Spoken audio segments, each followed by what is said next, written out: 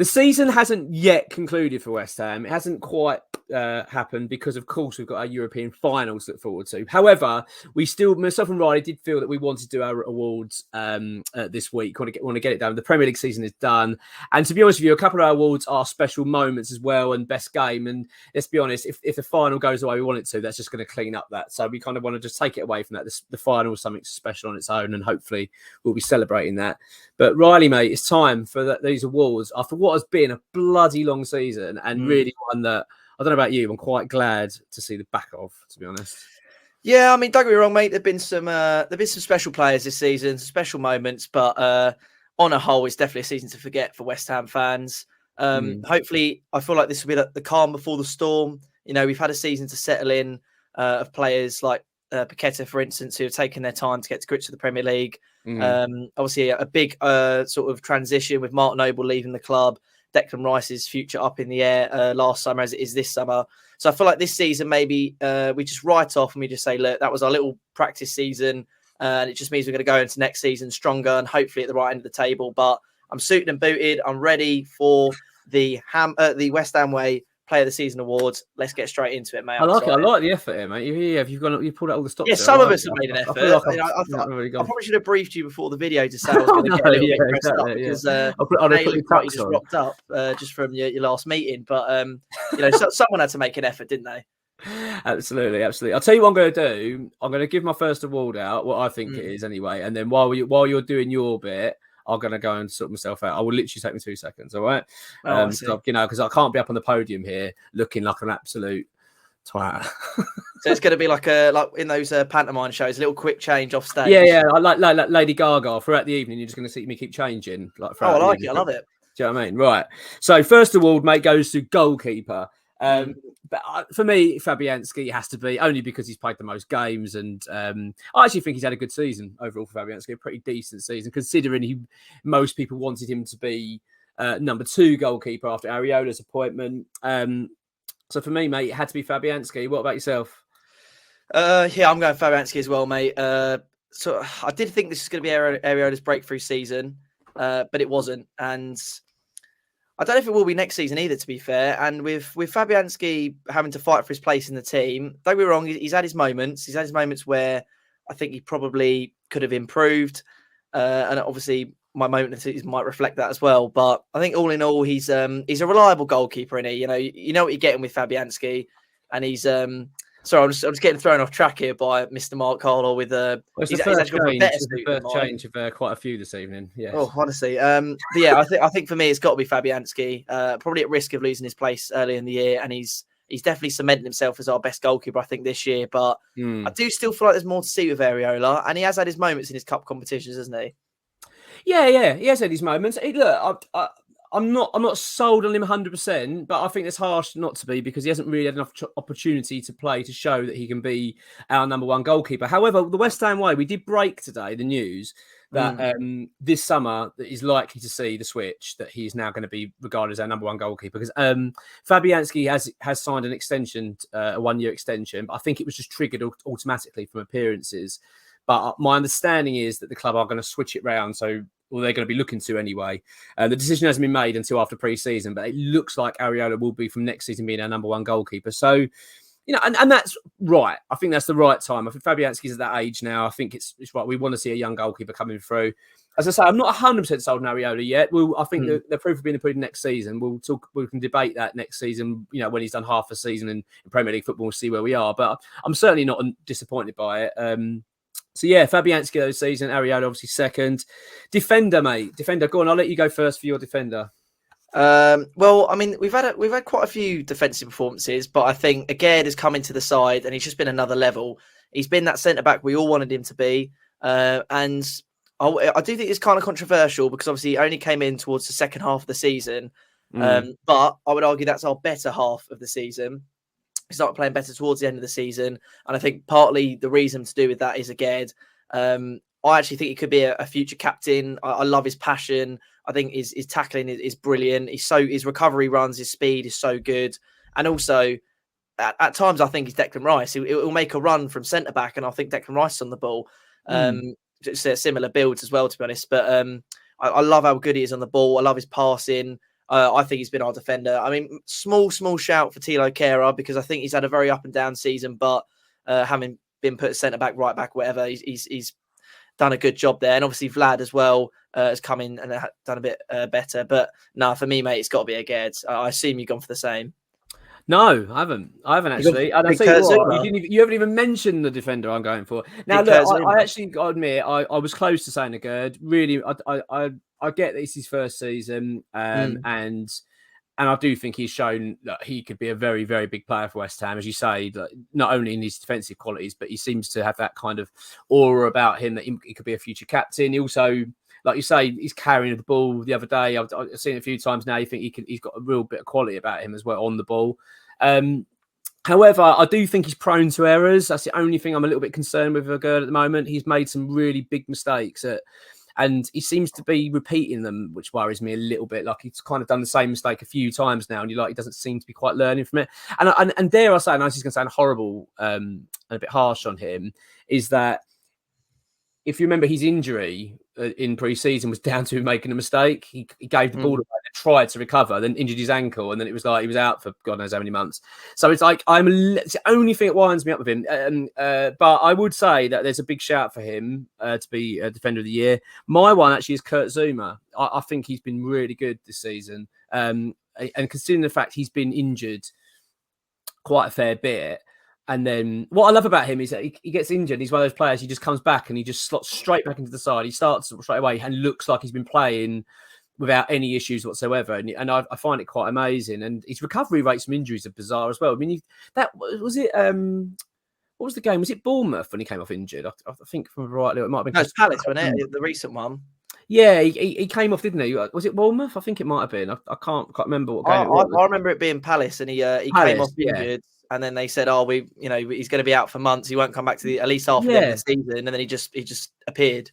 Yeah, and not only, as you say, he was in absolute agony on the floor. He was hobbling off the pitch. He was in a protective boot, and they said he's going for scans next day. He literally was playing football again within about 2.5 weeks, like back playing first team football and looking really good. It was really strange player in terms of that. But I just really rate Kurt. I kind of can see why he played for Chelsea, France International, Champions League. I mean, he's just he oozes quality. Yeah. So assured on the ball. And the fact is that, I've got to be honest. I think the way I've dressed this up, because I was thinking of a Gerd for this, and Zouma was obviously my first choice. But the reason I went for Zouma is because I think if I'm going to, when I'm putting my pen down and I'm David Moyes thinking, right, this is the final, who am I having in? I think Kurt Zouma is the first name you put down in defence. I think he would be ahead of Gerd, in my opinion. That's just how I see it. So. But look, I'm happy to agree to disagree on this one, mate. What do you reckon? I'm gonna let you make the call on this one. Are you going to stick with your original choice of a Gerd, or are you going to change your mind?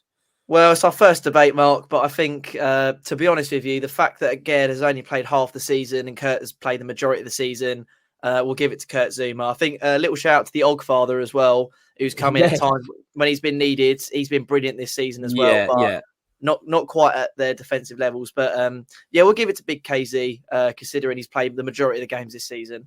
Okay, that's good. Very, very kind of you. I like it. Right, midfielder of the season. Oh, I wonder.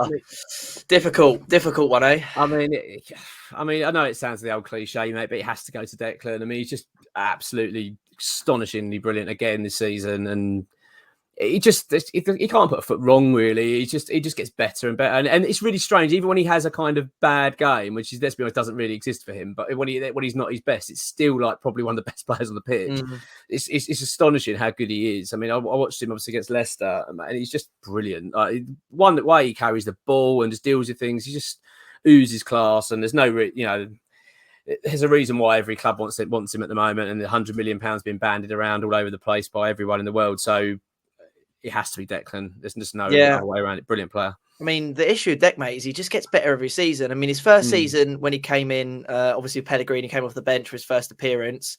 He just started to integrate himself in the side. Then he became a really, really good sort of number 6. And then the season after that, he improved at running with the ball, going forward, his passing. And this season, he's added goals to his game as well. He just goes up a level every single season.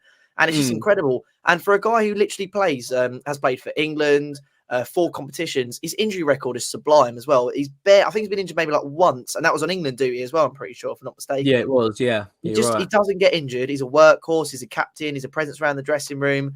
At times we have questioned his leadership, but I think overall he's a brilliant captain for West Ham, and an astonishing player. And wherever he ends up this summer, they've got an absolute gem on their hands, mate. But we have to give it to Declan Rice. We simply do. He's just levels above the squad, and it's a squad with a lot of quality. But he's just something else, isn't he?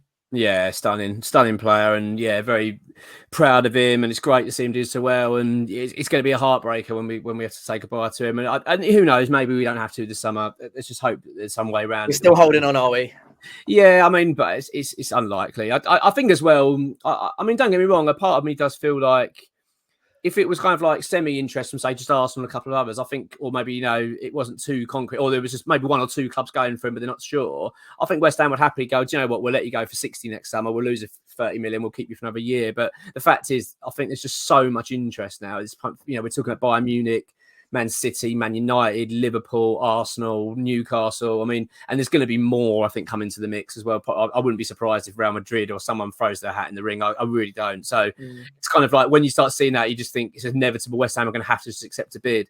I mean, I'm seeing today that, but I know we'll talk about this better more in another video, but Bayern Munich have bid 95 million opening bid for him. I mean, you think if that's the opening bid, I mean, bloody hell. I mean, West Ham aren't going to turn this down. It's just it's just not going to happen. So I think he will go, but let's just hope it's abroad, mate, because I'd love that. That'd be perfect for all parties and perfect for Declan, I think, as well, to be honest. Bayern Munich, a great move for him. But yeah, Declan Rice, mate, midfield of the year. I don't think there's any argument with that. Striker or forward. We did talk about this before, like forward, attacking player of the year. So you've obviously got Ben Rama, Bowen, Antonio in that mix. Who are you having, mate, in this one? Oh, mate, I'm going to need to hear your side of the story on this one, because for me, I'm so torn between Ben Rama and Jarrod Bowen. The issue is, Jarrod Bowen is so good, man, and he's so consistent. He just scores so often. He's so good on the ball.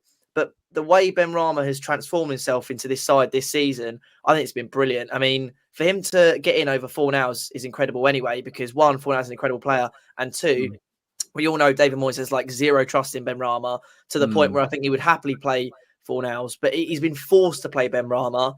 I also think the way he's waited for his opportunity and just seized it so well, and the amount of goals and assists he scored this season, he's really stepped up. But I don't know if I could look past Jarrod Bowen, man. He's just such a good player. He's probably, if I say maybe like Declan Rice, Paqueta, I think he's the 3rd best player in the whole squad quality wise.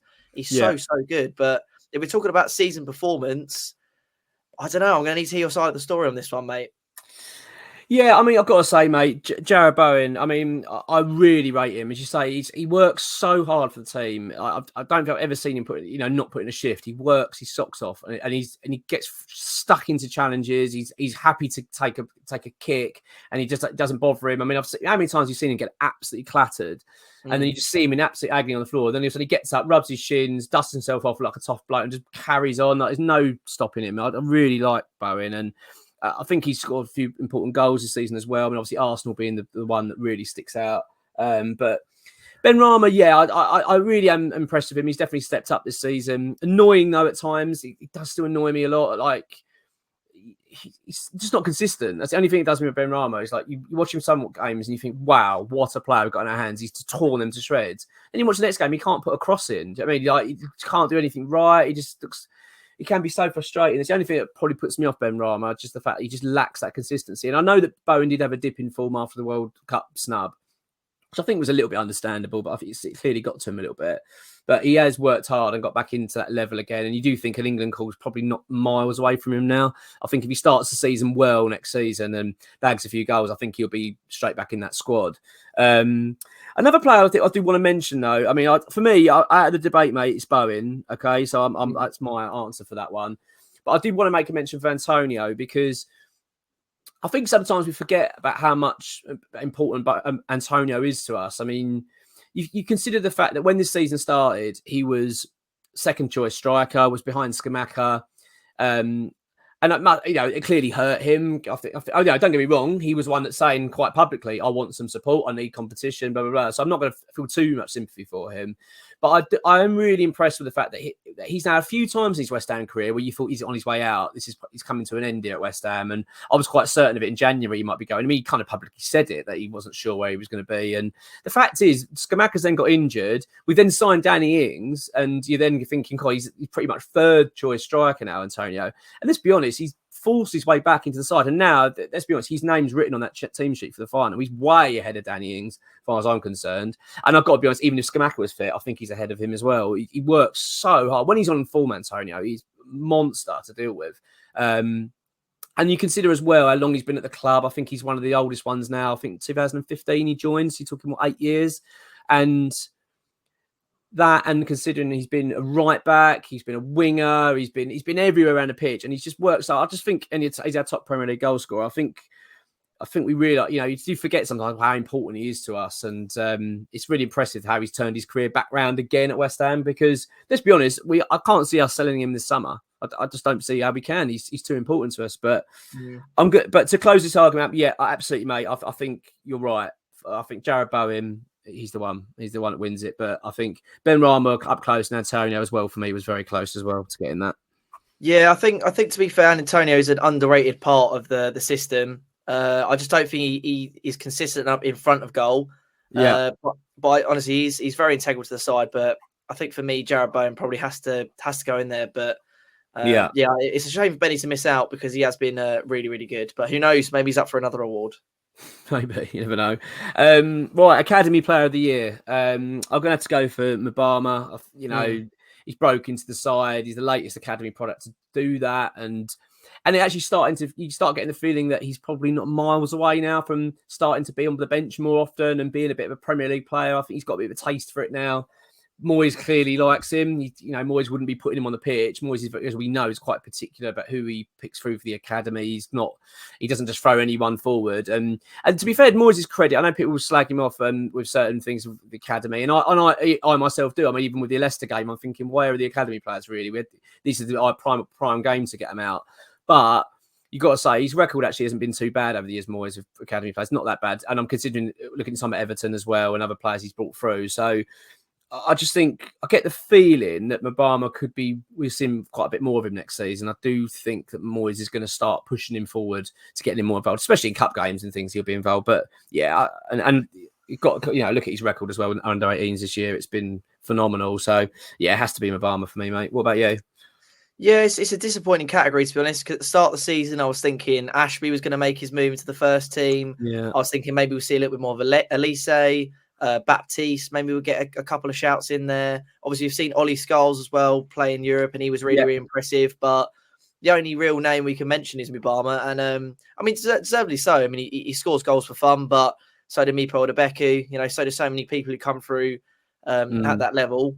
But it's a shame. I was hoping there'd be a little bit more competition for him in this category. Yeah. As we know, I love to champion the youth on the channel, and I actually disagree with you. I don't think Moyes does give the youth enough chance, and maybe that's because they're not good enough, and he's right, or maybe that's because he doesn't give them the chance, and I'm right. Who knows? We'll never know. Ashby could break into Newcastle side next year, be the next best right back, or he could do what Ngakia did and just fall through the sort of system at Watford. But it is disappointing that we haven't got a couple more candidates up. But Mbama's definitely a deserved winner. And I would love to see a little bit more of him next season. Yeah, absolutely. And I agree with you, mate. I think, it would be nice to see a bit more next season, a bit more competition for him. Skulls, things like that. I mean, it'd be nice to start seeing that now, wouldn't it? I mean, especially in positions we're looking at to strengthen. The left back role is one in particular we look at and think we've just given Aaron Creswell a new deal. Fully deserved, don't get me wrong. Aaron Creswell's done well this season, been pretty decent. But we've got a lot of people that are saying, well, we've got to strengthen it. We need a decent left back. Well, Skulls is there. This is what we should be now pushing him forward and saying, look, you're the future. You should be taking over Creswell. So who knows? Maybe next season we will have a bit more competition. But yeah, Mbama, mate, it's got to be it. Right, we're going to go for the next one, signing of the season. Now, I'm going to let you answer this one, mate, first, because I haven't done it. Fair enough. I mean, winging it as I go, all right? Yeah, I mean, you got obvious shouts. I think Aged, Keta. It's probably. Would you put Tilo in there? Probably Tilo in that category as well. I think he's come in and done a very good job. I think those are kind of your main three. It's a shame because I think at the start of the season I said Skamaka was probably our signing of the season. And honestly, I do think that if he'd actually have been consistent and played games and everything, I actually think he probably would be. You know, he still has a very good record in Europe, and he's barely played the last few games for us. But yeah, for me, I think probably it's going to have to be Paqueta, simply because in terms of the midfield, if Paqueta wasn't in that midfield, you maybe have like Lanzini or Fornals. I just think he's a really special player. The way that he comes onto the ball. And don't get me wrong, like again, he's prone to mistakes. The amount of times in a game I'll see him pass the ball, be lazy with the ball, and pass it away, and it's frustrating to see. But the amount of times I've also seen him do ridiculous flicking clicks and like roulettes and just go past 3 or 4 players with ease. And he's just a special player. And as I've said many times on this channel, with Declan Rice potentially heading out the door, he has to be the focal point around the team next year. He has to be the player that we build our side around. He's the next, we have to, if we want to go to the next level, we have to keep him and not sell him. So for me, probably Paqueta signing the season. The only issue as well is a massive price tag for him, but I'd probably argue he's paid it off. Yeah. I think so. He's certainly shown he's a £50 million player, 100%. I did have my doubts at the beginning and started thinking, well, where is this player? What have we signed? What was the point? But no, he's certainly stepping up now. And I agree with you, mate. I wrote it down as you were before you said it, actually, about Paqueta. Yeah, he was the absolute standout for a sign of the season. Don't get me wrong, as you say, Gerd, Kira have done all right, looking pretty good. Even Flynn Downs has looked pretty decent when he's played and had his chances. I thought he's looked good, but Paqueta, he's another level. And you're right, when you consider the fact we're losing Rice most likely this summer, it's imperative we keep players like Paqueta, Bowens and things like that. We've got to keep them and build the team around him. I couldn't agree more, mate. So yeah, Lucas Paqueta, sign of the season. Most improved player. Now, this is one we've sort of thrown this out a little bit late, lastminute.com. And to be honest with you, I think it's going to go to the player you were debating for earlier for me, Riley. I think it has to go to Ben Rama. He has improved quite a fair bit this season. Still frustrating. He's still not the finished product. He's really got to start becoming more consistent. I think that's the most important thing for him now. Moyes has just got to get him right and say, you can't just keep having great and wonderful performances followed by a really average performance. You can't keep doing that because it's so confusing and so bloody frustrating. I tell you what I've noticed about Ben Rama as well, it really winds me up, is that he always seems to be playing really well when the rest of the team aren't playing that great. He's like our best player by quite a way because the rest of the team aren't performing. And then when we're playing really well as a team, that seems to be when he plays his worst. It's like he can't put a pass in, he can't put a cross in, and you're thinking, you were wonderful last week when we were playing, getting battered by Newcastle. You were best player on the pitch. And now we're playing really well against, a lesser opposition, a Southampton or something. And suddenly he looks void of these, it's very strange. But that being said, I think, he has to be regarded as our most improved. What do you think, mate? Yeah, I think he has to be. He definitely took himself up a gear last year as well. I mean, the previous season, I think he registered, what was it, like 1 assist and 0 goals, or 1 assist, 1 goal in the entire season. Really? Okay. Yeah, it was the previous season, his breakthrough season. And then the season after that, he added goals and assists to his game and he was doing really, really well. And he had that combination play with Antonio, like some of the most chances created between the two in the league. Yeah. And then this season, he's gone on more of a solo journey. And I just love the way he takes on players. I do think with your criticisms, sometimes players like Paqueta and Ben Rama, they have to be risky players. In order to do the things that they do, they have to sometimes get it wrong by, the cheeky back heel doesn't play off, or me trying to do a roulette and get past 6 players doesn't end up paying off. I think you have to have that sort of balance with those sorts of players. Like they're not going to get it right all the time. They're not your Declan Rices or your Jared Bowens, but you're just so consistent all the time. And they're not taking that many risks. They are risky players. They're flair players. They do get it wrong sometimes. That's the only thing I would say about your criticism. But for me, Ben Rama definitely has to be our most improved player. Yeah, absolutely, mate. Absolutely. As you say, completely agree on that one.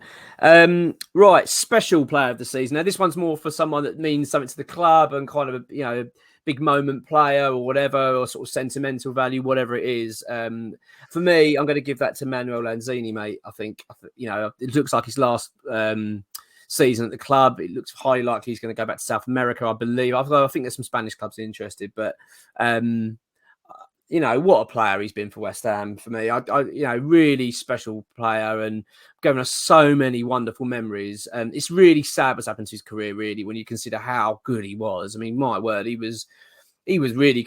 Liverpool were looking at him, but he was Coutinho's replacement. and then that injury happened, and obviously the move didn't happen for him, and he's now remained at West Ham, and sadly, he's just not really getting a kick anymore, which is. It's just the way it is. His age has caught up with him a little bit as well. But no, I'm still very, very grateful to have had our duel. And yeah, it's going to be very sad to see him go. And for me, I think he has to go to him. But mate, maybe you disagree. What's your feelings? No, I mean, I would have liked to see him make more of a cameo this season to be our special player of the season. But it definitely has to be him. To see him come and leave the club, people just forget how good he was because of how good Pyatt was when he was first at the club. He's unbelievable. And honestly, who knows where we would be if he wasn't called. I mean, bear in mind, he called up to the Argentina squad, playing alongside like Messi when he got his ACL injury. Who knows what level he'd be at? Who knows if he'd even be a West Ham player these days? But I think for the most part, he's been very consistent, scores goals, and at times he's had to adapt to a more defensive role, which I think he's coming to nicely. And it would definitely be one of those feel-good players, one of the last few the last other players play at the Bowling Ground as well. So it's definitely sad to see him go, but he has to be our special player, I think. Yeah, absolutely. So it's going to be a sad day to see him go, but wonderful memories, as you say, mate. And you do feel for him a little bit in that opening season because obviously he was so overshadowed by Pyatt, but because you're right, he was that good. And then when Pyatt left, you could see he sort of took the mantle, he took it on and put himself to become our main player, and he was so important for us. I mean, remember performances against Spurs once at home, and he just dominated them the whole game. They just couldn't deal with him, and before that injury, he really was becoming like one of the Premier League's top, creative midfielders. It was just such a devastating injury to him. And I remember when it actually happened, that injury, I think they said it was the worst they'd ever seen. It was like horrendous. It was really, really bad. So he was lucky to ever actually play again. So it was no surprise it really hampered his career. But yeah, brilliant player. And thank you all for the memories from him. Next one, mate. Game of the season. I'll let you start this one. What was your game of the season? Well, there weren't many, let's be honest. It's been a shit season, mate. Let's be honest. It's been a shit season. And I kind of feel like it's cheating to use any of the Conference League games, to be honest with you, because you could, I guess, chuck in the AZ the AZ Alkmaar game because it's got us to the first final in God knows how many years. But for me, I'm going to stick to the Premier League because I feel like it's a kind of a bit of a cheat code because all of the games in the Conference League technically are our game of the season. Absolutely. Yeah, you know what I mean? We'll try and keep it a bit more to Premier League if we can. Yeah, because, don't get me wrong. You're welcome to say the Alkmaar because that was a big moment, and big game for us. But but it's up to you, mate. Whatever you want to go with. For me, it's between the Arsenal game and the Man United game. And I think for me, it's going to be the Arsenal game simply because the way they were playing at that point, coming down from 2-0 down, that point for us at the time was also massive. I know the win against United basically helped us stay up, but we finished 4 points above the relegation zone in the end, or 6 points, something like that. So but at the time, that point against Arsenal felt like we were really turning a corner. And obviously I was at the game as well, and just the way that all the fans came together, and it did feel like our little turning point to no, we're not going down now. We're staying up. And for me, I think that has to be my game of the season. And also it's kind of nice to, you're up against the champions and you're sticking it to them. Yeah, I think that has to be the game of the season. Mate, yeah. I mean, I thought it had to be Arsenal for me. Brilliant moment that season. As you say, not only because of it had everything, didn't it? We were 2-0 down within, I think, 6 minutes, 7 minutes. We were looking at it thinking this is going to be a cricket score. Arsenal fans absolutely giving it to us, singing, "You're only here to see the Arsenal. Are you Tottenham in disguise?" It was all this, and we were just sitting there like, "Oh, this is going to be such a horrendous afternoon." And then we turn it on, and you could see them, frozen, their fans. And this was still when they were 2-0 up. And we got a corner, and they were just like stones. Like you could see them, and the players are crapping themselves. And West Ham are getting up for this now. We're now buzzing, and it was just brilliant. And I'd love to, and I can't stand Arteta, so it was great to stick under him. And let's be honest, not only did we then come back, and as you say, it was massive for us because it effectively turned our season because our towers are up again and we started to believe, we're going to stay up, like you say, and it derailed them. It derailed them big time because they went on a horrible run after that, didn't win the title, and stick it to them, to be honest with you, because I was really pleased with that. A big moment in our season. So, yeah, it can't be anything other than that for me. That was a great moment of the season, great game, great result. And even though we didn't win it, and let's be honest, we probably should have won it. I think if it had probably gone on for another 10 minutes, we probably would have won that game because we were really going for it. So it could have been even better. But yeah, Arsenal, mate, what a moment. Great game of the season. I mean, I know we didn't have many to pick from. Man United was a big, great game as well. I've got to admit, that was one I was sitting there thinking that would be, because it was a good performance that day. But yeah, Arsenal, just because it just meant so much. Right, mate. So then it brings us on then to the moment of the season. I'll let you start with this one. Well, mate, it would be wrong of me to try and choose a moment of the season that was a good moment of the season. It'd be wrong of me to try and give you this facade that it's been a brilliant season and try and get a needle in the haystack of that brilliant moment of the season. So I'm not going to do that. I'm going to go for a different flavour. And I'm going to go for when Alexander Isak chipped the ball over Fabianski and they were both just sat there watching it go in the fucking net, because for me, that just encapsulates our season. I think every single West Ham fan sat there like just watching it, had no idea what was going on, knew it was going to go in. And the fact that our actual goalkeeper who just created the mistake was just sat there with his hands on his hips, just like, yeah, I guess that's going in then.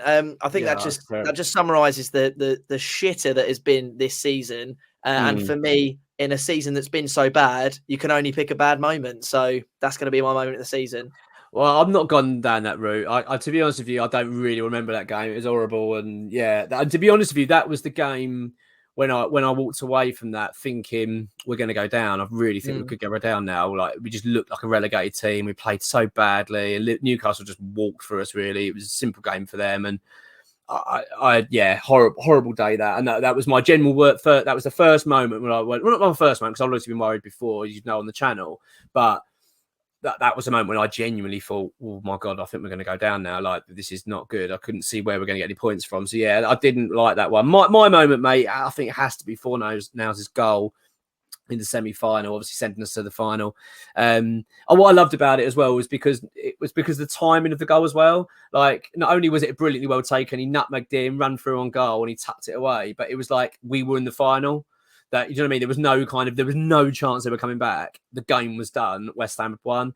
And that's what I loved about it. Like, if it had been like on the 85th minute, you'd still go, oh my God, they've still got now, because the referee had on 10 minutes, and you go, oh my God, we've got 15 minutes now of them fighting for their lives to try and get back in it. Whereas that, because it was just so, I think it was the 92nd or 93rd minute with like a couple of minutes to go, and they had to score 2 to even level it. I was thinking, oh yeah, it's just brilliant. And obviously sent us to a European final, mate. So I'm afraid, mate, I feel like I have to override you, mate. I have to pick a good moment. That's fine by me, mate. Mine's more like a feel good moment. It just encapsulates the season for me. But also, I think as well, going on that, you had the moments of the West Ham fans getting in punch ups, and you had that big guy as well was fending off all the absolutely, fans. yeah. I mean, so I think. And also, even the whole evening, wasn't it? They're celebrating in the dressing room, and how often do we get to see things like that as West Ham fans? We never get to witness things like this. It really was a moment of like, wow, this is so brilliant, you know. And long may it continue, mate, because we've got one more game to go, and let's be honest, if we lift that trophy, mate, it's just going to be one hell of a party, because that's a moment I really hope we can do it, and I genuinely think we will as well. I'm very confident. Right, mate. The final award has to be the Player of the Year. I'm going to let you start this. Who is your West Ham Player of the Year then? Well, we spoke about him enough. We don't really say any more about him. I assume it's your Player of the Year as well. It's everyone's Player of the Year. It's West Ham's Player of the Year. It's Declan Rice, isn't it? Yeah. I don't need to say much more than that. We've already said how good a player he is and how gutting it's going to be when he leaves. But once again, he's gone up another level this season, added goals to his game. And it has to be him. I mean, Benny maybe's in a little bit of a shout. Bowen's in with a shout, but he's just so far above every single player on that field. Unfortunately, he's just a different caliber. He is, mate. He is. I totally agree with you. I totally agree. I think it has to be Rice. There's no one else. He's been brilliant for us this season. Again, great leader, lovely bloke, and he clearly loves West Ham. I don't care what anyone says. It's obvious how much he adores the club. And his head's never been turned, has he? There's never been a time at the club where you sort of thought to yourself, he's not playing for us anymore. His eyes are on Chelsea. His eyes on, and you got to commend that about him as well.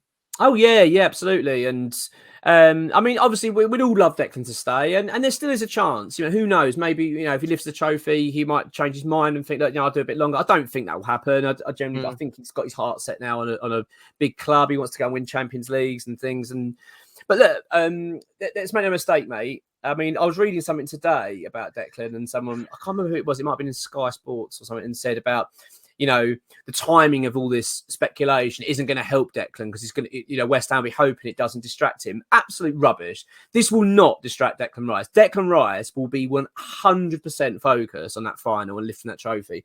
I don't want for 1 minute doubt it. I don't think he's even slightly having a conversation with anyone about Bayern Munich. And even if he is, even if there is conversation going around him, I don't think he's even remotely bothered. He's probably thinking, I don't care less. I want that trophy. Declan Rice has made it very, very clear to West Ham that the reason he wants to move on and do things is because he wants to win silverware. Well, he's 90 minutes away from lifting the European trophy. If you think that he's not bothered about that and he's thinking, rubbing his hands together, thinking, am I going to Arsenal? Am I going to it? He's not. I think he's an upright professional. He loves West Ham. And what a way to sign off his legacy at West Ham after 10 years, lifting the trophy, first trophy since 1980. I mean, mate, it'd be amazing. And yeah, he has to be given Ham of the Year. He's been brilliant, and I'm just so pleased for him. And you know what he's become. What a wonderful player. I wish we could keep him longer, but it doesn't look like we are going to. But yeah, West Ham, you know, we're not all about one player. We can move on. We have done before, but yeah, he has to get it this year, mate. You know, possibly his final season for us. But yeah, Declan Rice, 100%.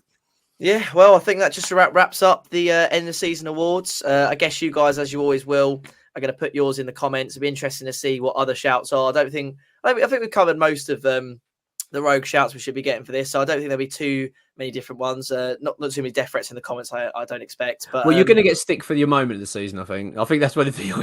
Maybe. But you know, it'd be wrong of me to choose a moment that. I mean, that for me just encapsulates this season. So yeah, and I'm more than I didn't put much of a fight to put in. No, you're right. You didn't. You went out right. Fair enough. Yeah, that's fair. No, I agree, mate. Yeah, and obviously, as echo what you just said, mate. Welcome all the comments and welcome obviously your suggestions, and we'll respond to you. And what we'll do is we'll put this up on the website and give our awards out on there. And and we've got some exciting news coming up for the channel soon, so we'll keep you posted on that. But yeah, thanks for watching, everyone. Cheers.